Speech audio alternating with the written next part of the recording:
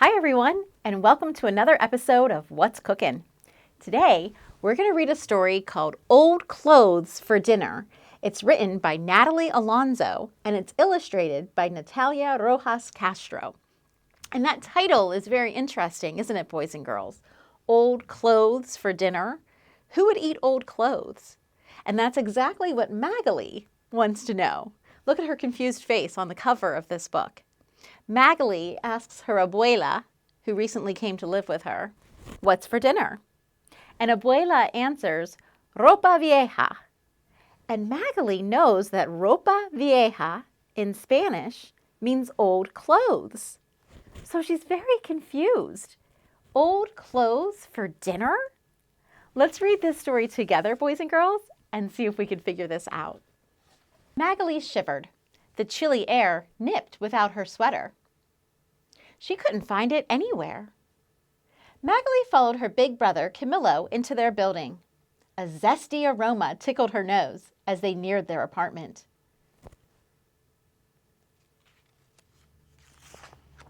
Abuela stood over the stove, stirring sofrito and humming. Since she had arrived from Havana to live with them a month ago, their grandmother had whipped up one Cuban dish after another. Fricassee de pollo, picadillo, all kinds of new foods Magali had never tried before. Abuela's recipes all started with sofrito, a base of garlic, onions, peppers, tomatoes, and oil. But what Magali loved most was Abuela's arroz con leche. She would have never thought that a sweet rice pudding could be so yummy. Magali liked hers topped with extra cinnamon. Arroz con leche. Arroz means rice, and leche means milk. So it's rice with milk and a few other ingredients that makes a delicious rice pudding. Camillo ran off as Magali gave Abuela the packet from the butcher. ¿Qué cocinas? Magali asked. What are you cooking?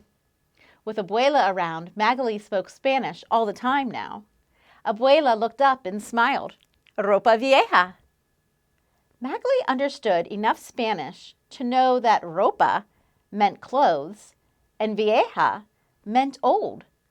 Old clothes for dinner? Gross! Magali bolted to the room that she shared with Camillo. Her purple nightshirt lay crumpled on the floor.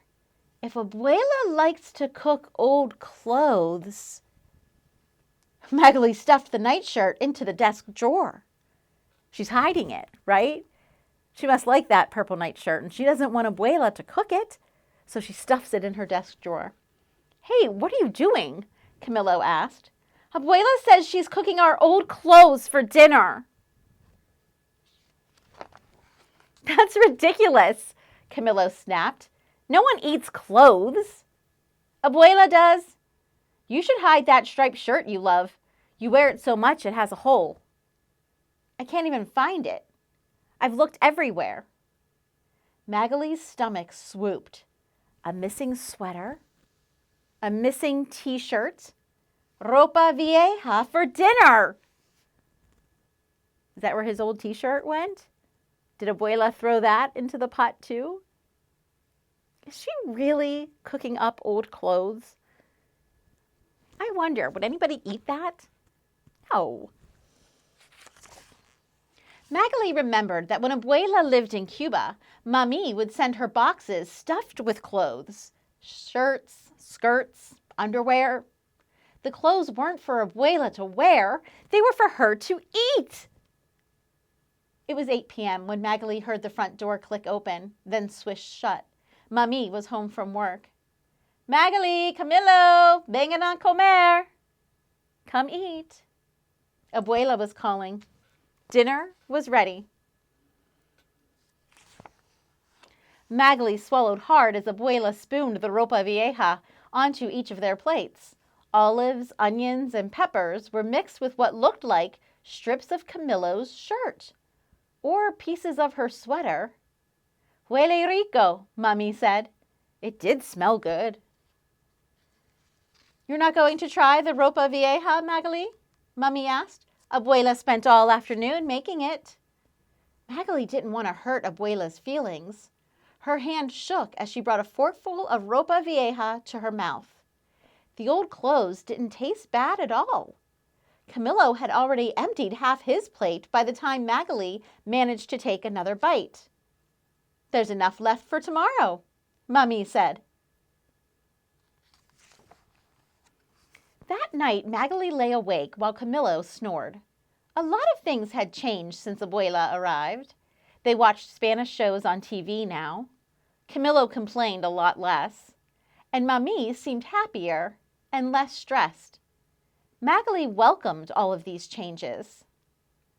But she would never get used to eating clothes.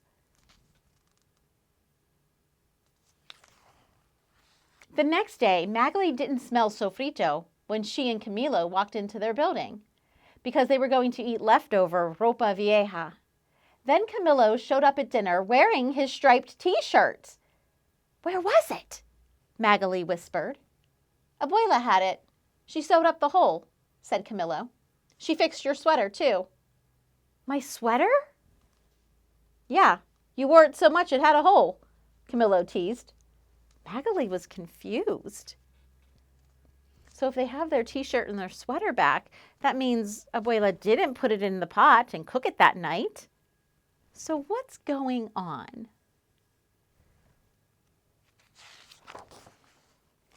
Mami, which of our old clothes did Abuela cook? Magali asked. What do you mean, old clothes? Mami responded. The ropa vieja Abuela made, said Magali. Oh, said Mami. It's only called that because the shredded beef looks like a heap of clothes. Magali's jaw dropped open. This is beef? Mami was laughing now. Yes, you picked it up from the butcher yourself. Magali's cheeks flushed as Mami translated for Abuela. Magali had never seen her grandmother laugh so hard. No one laughed harder than Camilo. Magali couldn't help but laugh too. So they call it that just because it looks like old clothes when it's piled on your plate, right? The beef is shredded up and with all the other stuff added, it sometimes just looks like a pile of or a heap of clothing. So that's how it got its name. But really, it's sofrito with beef on top, which actually sounds delicious, doesn't it, friends? Embarrassed but relieved, Magali gobbled up the rest of her plate. Ropa vieja was delicious. Abuela and Mami disappeared into the kitchen. They came back with 4 bowls and spoons. Tu favorito, said Abuela as she slid the bowl of arroz con leche in front of Magali. It had extra cinnamon on top. Magali smiled at Abuela. Abuela winked. By the way, Magali, I was gathering the laundry and I couldn't find your purple nightshirt, Mummy said, in between spoonfuls of rice pudding. Have you seen it? Yes, replied Magali. I know exactly where it is. The end. So I guess she can take that purple nightshirt out of her desk drawer, right? Now that she knows the truth. So friends, that was a fun story that I thought you might enjoy. And what I found really neat about it is I started thinking, ropa vieja, that is a funny name for a dish that you're going to eat. And I was starting to think if there were any other dishes or foods like that. And I did think of a few. Have you ever heard of pigs in a blanket? Did you ever try that? Or ants on a log? We've made that on previous What's Cooking episode, I believe. Ants on a log is just a celery stalk with peanut butter spread on top and then raisins. So it looks like ants crawling on a log, but really it's just a delicious, healthy snack. So I wonder what other foods you might be able to think of that have a funny name like that, but really taste delicious. Now, ropa vieja, the recipe is in the back of this book. And as delicious as it sounds, it's a little more involved and you would have to buy more ingredients, right? Everything that you need for the sofrito and then the meat itself. So instead of making the ropa vieja, I thought on today's show, we would make Magali's favorite dessert, which was the arroz con leche, the rice pudding. So go ahead and check out the list of ingredients and gather everything that you will need, and we'll go ahead and meet up in the kitchen.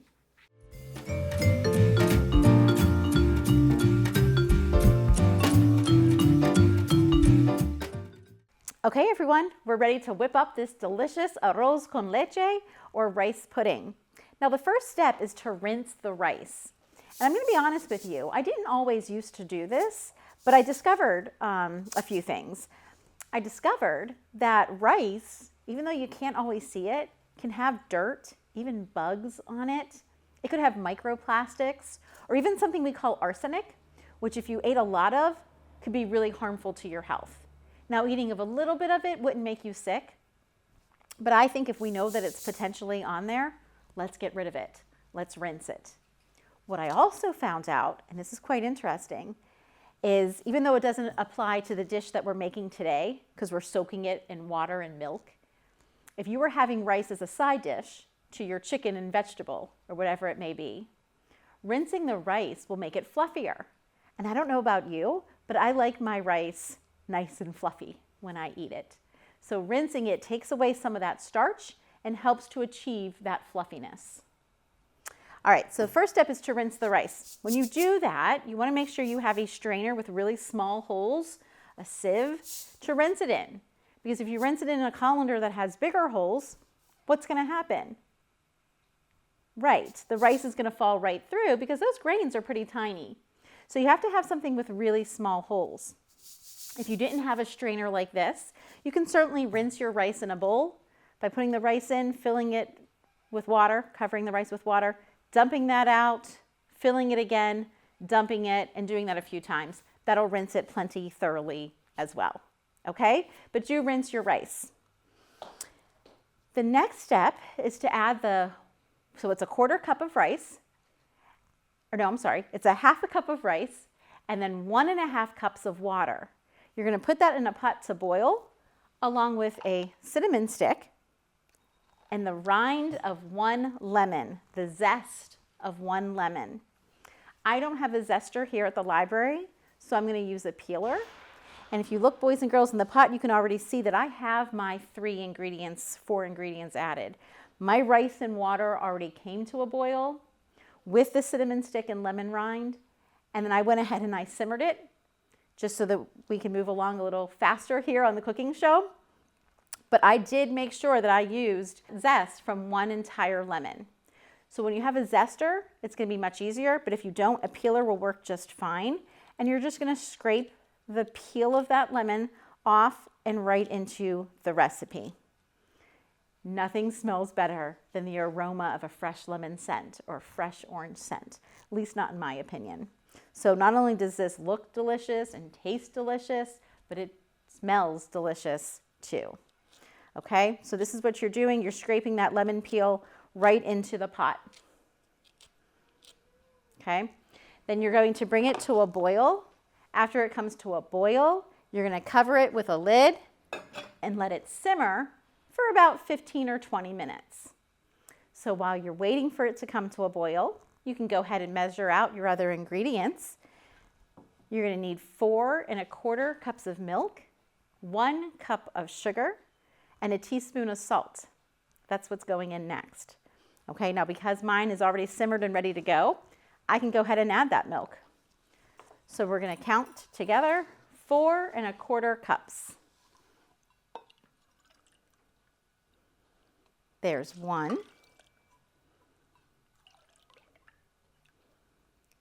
2, 3, and 4. I'm going to switch my measuring cup to get that 1/4 cup, or that 1/4. I'm going to add that in, and I'm going to stir it. I'm going to make sure my heat is on again so that it can start to cook.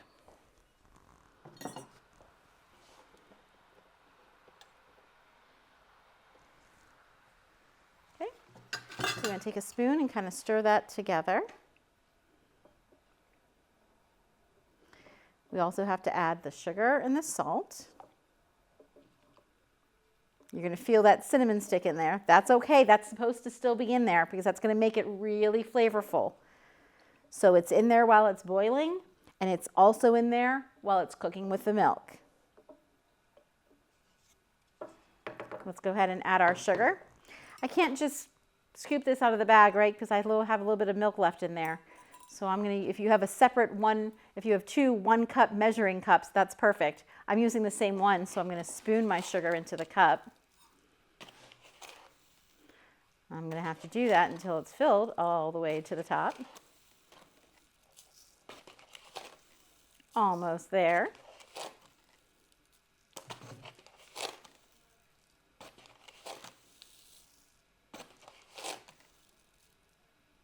I'm going to level it off, make sure it's 1 cup exactly.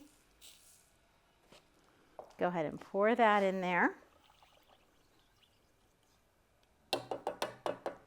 Along with a teaspoon of salt.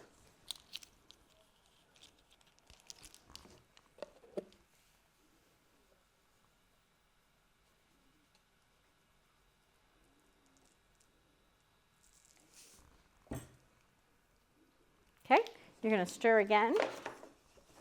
Make sure that mixes really well. And then you have to be patient. You're going to leave the lid off and you're going to cook it uncovered for 45 to 90 minutes. 45 to 90, that's a pretty large span of time, right?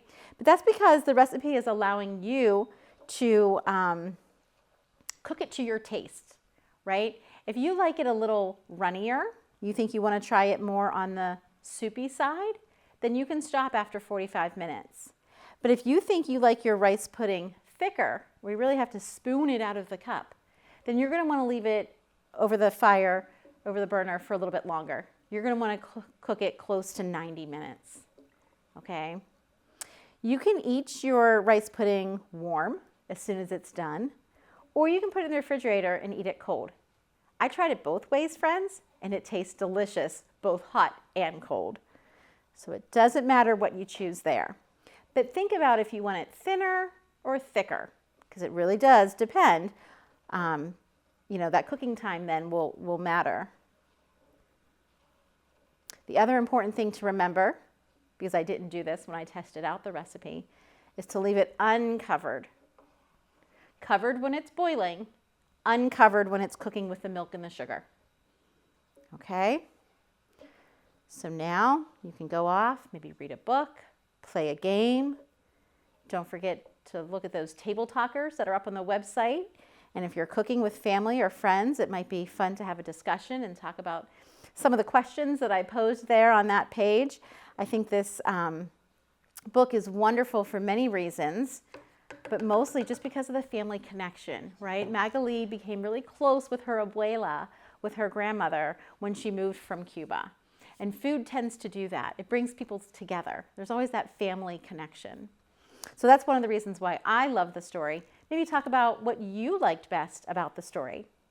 But in about 45 minutes, we're going to come back to add the final ingredient, which is 1 teaspoon of vanilla. When you do that, you can take out the cinnamon stick, okay? And then you can pour it into your, if you have fancy pudding cups, you can use pudding cups. Any cup or any container will do. We're going to pour it into this glass today. And then the final step also would be to add extra cinnamon. Remember Magali liked extra cinnamon on hers? So you can pour as much, dust it with as much cinnamon on top as you like. So we'll meet back here soon when it's ready for that final step.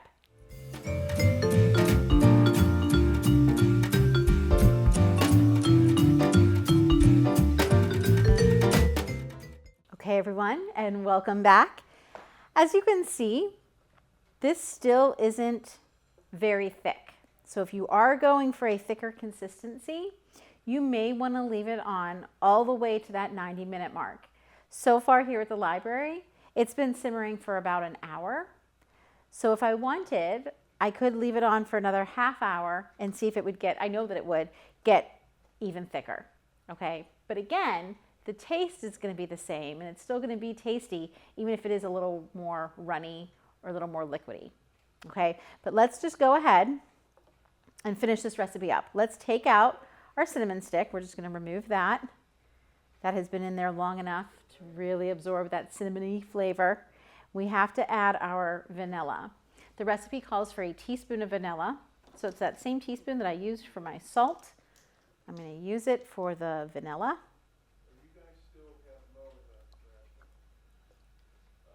Stir that in there. And then you can go ahead and spoon it into whatever type bowl you're using. Again, we're just going to use these cups today. You don't have to fill it to the very top.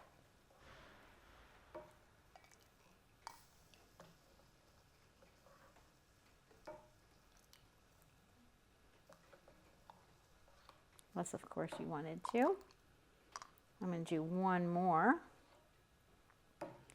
in here. And just so I can show you, I'm going to dust it with that cinnamon on top. Oops, that was a lot. That's how Magali likes it, right? Then you want to go ahead and enjoy it like this, or like I said, put it in the refrigerator and enjoy it in a couple hours or even tomorrow. But muy delicioso. I thank you for joining me on this episode of What's Cooking, and I look forward to seeing you next month. See you soon, everyone.